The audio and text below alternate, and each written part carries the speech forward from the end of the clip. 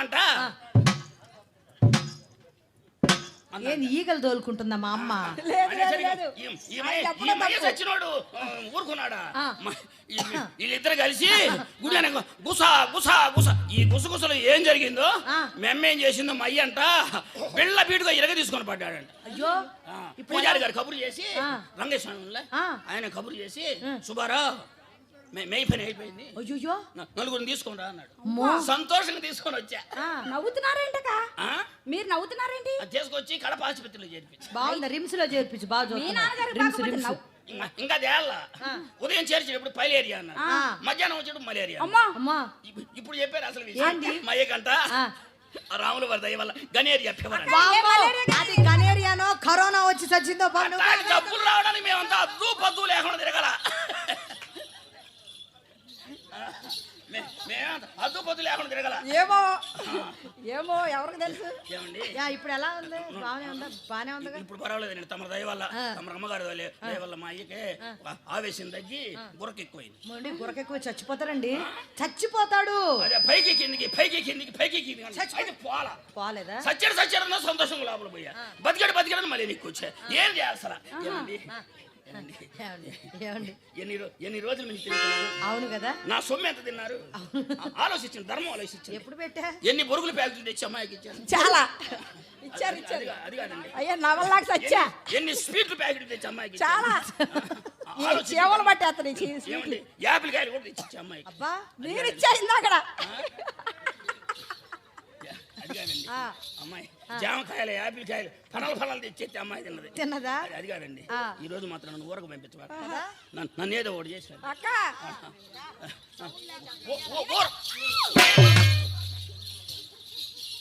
అది కాదు, నేను చేసేది ఏంది నువ్వు చేసేది. మీరు చేయమన్నారని అంటే నువ్వు చేద్దామనే. నువ్వు చేసేది కదా లేపు డబ్బులు ఇండి వెళ్ళిపోతా. అసలు ఏ వ్యాపారంలో లేదు కదా ఈ వ్యవహారం. అసలు ఉండండి, ఎందుకులే మిమ్మల్ని అనుకోవట్లేదు. అయ్యా అయ్యా తినుపో, నీకు ఇబ్బంది లేదు. ఎవరు వచ్చి ఇంట్లో లేరని చెప్పద్దా? ఏమండి కాదండి, ఎంత సొమ్ము ఖర్చు పెట్టాను ఆలోచించండి, ధర్మం ఆలోచించండి. కాదండి, నన్ను మాత్రం ఊరకు పంపించబాకు. నన్ను ఏదో ఒకటి చేసి పంపించండి. ఏమండి అడిగారుగా? అడిగావు, ఖచ్చితంగా చేసే పంపిస్తా. శరాబీ కళ్ళతో నిన్ను దోచుకోనా, నశీలి కురులలో నిన్ను దోచుకోనా,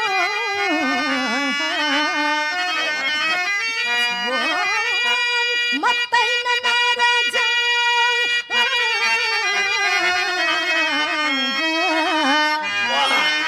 నా మనసే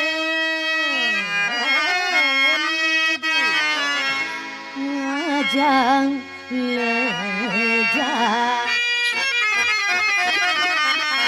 బంగారు గువ్వలు నీవు రంగేలి రవ్వలు నీవు కట్టించి నవ్వించి నీ చంకన పెట్టాలి.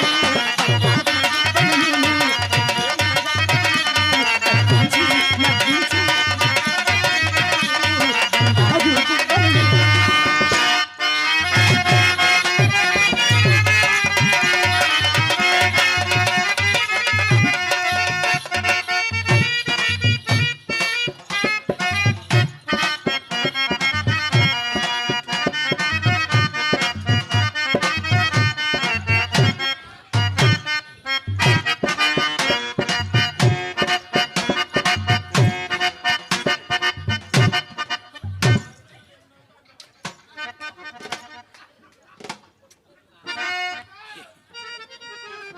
చింతలు జన్మ అంటే మందే జన్మ, లవ్ అంటే మందే లవ్. అవును, మీ అమ్మమ్మ ఉండేది మధ్య మధ్యలో తలుపు తీస్తారా, ఉతకం ఎత్తమంటారా అంటదేంది. వయస్సు రాదు, వస్తే ఊరకపోదు.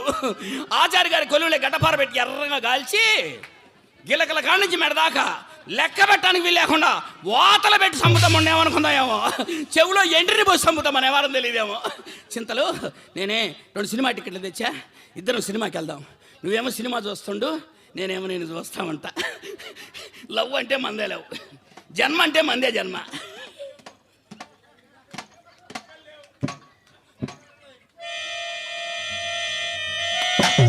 తల్లైంది పిల్లైంది కనపడలేదంట నీ నాది నక్కల పీక.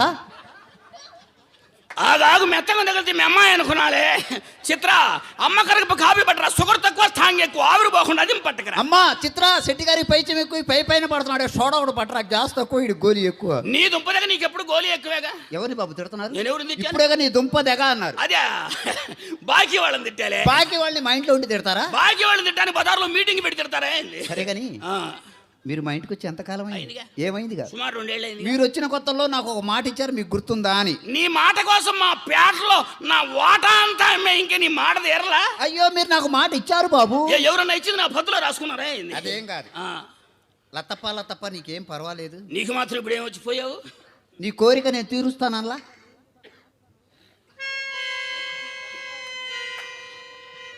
నీ కోరిక నేను తీరుస్తానన్నానా? నీ వయసు ఎక్కడా, నా వయసు ఎక్కడా, కొండెక్కడా, తొండెక్కడా, కుస్తీ పుచ్చిన కులాసాగా దస్తా కానీ నిన్ను ముట్టుకొని బొచ్చుంటూ అవుతానా? అది కాదులే బాబు, చలికాలం ఒంటరిగా పండుకోలేకపోతున్నాను. అనుకోలేవు. ఏం చేద్దాం, వయసు అట్లాంటిది ఒక్కదాన్ని అనుకోలేవు. మన కొట్లో 3 గుమ్మస్తాలు ఉన్నారు, ఒక్కొక్కరికి 2 రోజులు డ్యూటీ చేస్తా, 3 రోజులు అరవుద్దిగా. 7వ రోజు గురకావాడిని పంపిస్తాలే. గురకావాళ్ళను గుమ్మస్తాను పంపిస్తావా నాయన సుబ్రహ్మణ్యేశ్వరరావు గారు? సుబ్రహ్మణ్యేశ్వరరావు ఎత్తేసిందేముండా? ఎత్తేసానా సుబ్బారావు? అప్పుడే దించావే? దించానా సుబ్బులు గిబ్బలు అన్నావంటే ముక్కు మీద గుద్దుతా. మళ్ళా గుద్దానంటే ముక్కు 3 ఒక్కలు అవుతుంది. అతనికి దండం పెడతాడు. తిట్టబా కొట్లో గుమ్మస్తాలు చూస్తేమనుకుంటారు, శ్రీహరి ఏంది, సుబ్బిశెట్టి ఏంది, కథ ఏంది, ఖమ్మామిషేంది అనుకోరు. నాకే గవర్నమెంట్ వారు సుబ్బుశ్రీ అని బిరుదు ఇచ్చారు. నువ్వు నన్ను సుబ్బుశ్రీని పిలు, నిన్ను నేను హరిశ్రీ అంట. మాకు ఇచ్చారు పద్మశ్రీ బిరుదు 10 సార్లు. 11వ సారి కూడా తీసుకోపోయామని పాడమనేసి కట్టుకుంది. కానీ నేను తీసుకునేదాన్ని, నా దగ్గర డబ్బు లేకపోయింది, అప్పిమన్నారు ఆగిపోయింది. అయినా నా ఇష్టం వచ్చినట్టు పిలుస్తా. పిలువు క్లాస్ గా ఉండాలా. దదరినా దరినా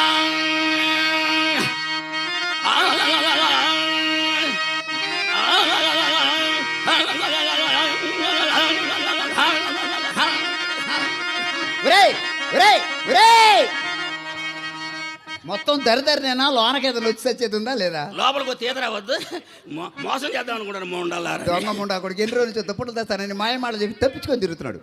వీడి సంగతి వాళ్ళు తెలుస్తారు. రెసిపీగా మళ్ళీ ఎందుకంటదిలే.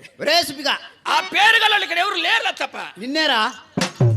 ఏంది ఇందాక నుంచి ఒరే అన్న నన్న నిన్నెవరు? నీ బాబు నాన్న. ఏమని? ఒరే అని. ఏమని? ఒరే దుప్పట్లేవి రా అని అంటావంటే అల్పసిరి ఉండాలి.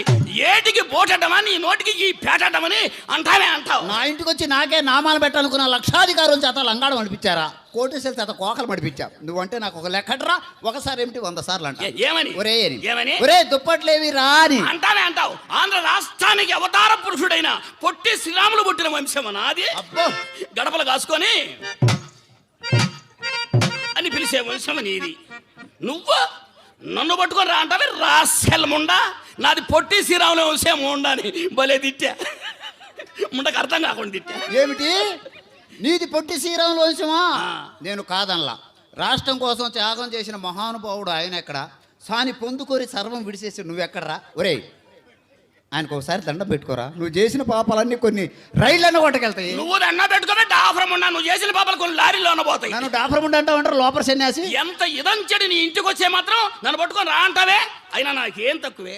వ్యవహారం తక్కువ, వ్యాపారం తక్కువ, ఎరుపు తక్కువ, తుక్కు వెదవా. అన్నిటికంటే ఎరుపే ఎక్కువరా. పొద్దుగోగారి ముసుగులేసుకుని మా కొంపల్లో దూరి మేము రాసి ఇచ్చిన చీట్లు మా వీట్లకు అందించి వాళ్ళ నుండి సమాచారం తీసుకొచ్చి మాకు చెప్పి అమ్మాయి మేళానికి పోయి పండుకుంటే పిసికావు కదరా. ఏమిటి పిసికింది? కాళ్ళు. ఎవరు? నువ్వు. ఎవరికి? అమ్మాయికి. ఎవరికే? అమ్మాయికి. అమ్మాయి ఎవరు? నా కూతురు.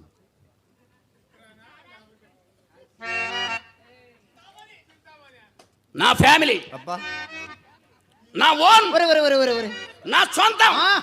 నా ఇష్టం వచ్చినట్టు పిసుక్కుంటా. పిసుకు. నీకు పిసుకలేదనే?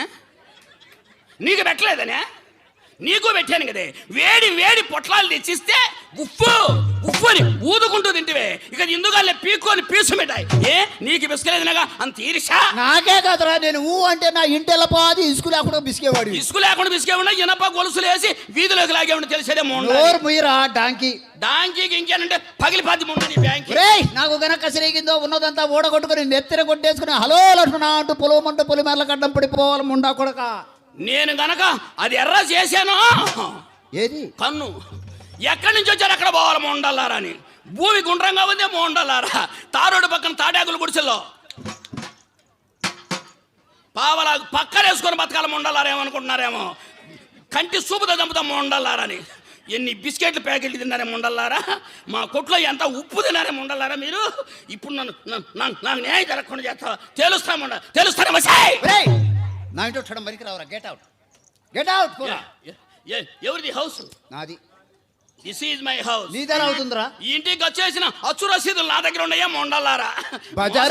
బజారుకి వెళ్ళి 4 సిమెంట్ బస్తాలు తీసరారా అంటే ఆ రసీదులు నీ పేరు రాసుకొని ఇల్లు నాదంటావా? ఇంటి పట్ట కాగితాలు నా దగ్గర ఉండయ్యా. అయితే ఇప్పుడు నేను పెట్టింది ఏమీ లేదు. అసలు ఏమీ లేదు. అసలు ఏమీ లేదు. కొంచెం ఆలోచించుకోరు. ఆలోచించుకునేటకు నా వద్ద ఏమున్నదయ్యా? బలమవు